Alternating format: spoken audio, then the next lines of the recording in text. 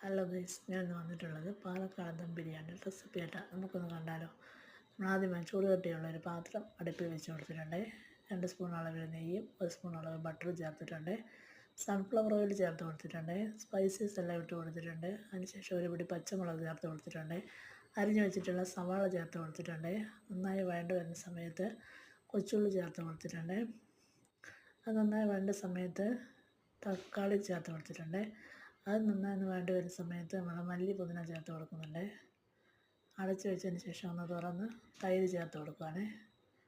തൈര് നന്നായി ഇളക്കിയ ശേഷം നമ്മൾ മഞ്ഞൾപ്പൊടി ചേർത്ത് കൊടുക്കുകയാണ്.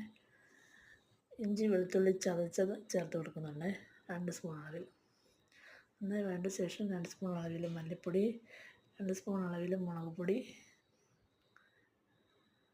1 സ്പൂൺ പെരിഞ്ജീരകം പൊടിച്ചതും 1/2 സ്പൂൺ കുരുമുളക് പൊടി നമ്മൾ ചേർത്ത് കൊടുക്കുന്നുണ്ട്.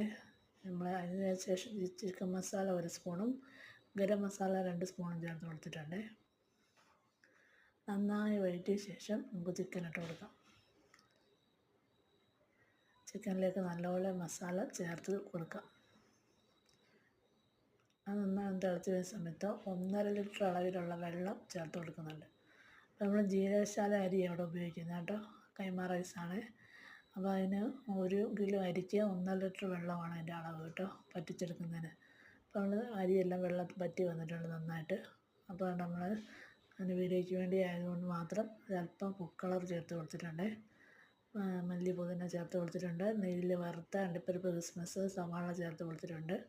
ശേഷം നെയ്യ് ഒഴിച്ച് കൊടുത്തിട്ടുണ്ട്. ശേഷം നമ്മൾ ദമ്മിടുവാണ്.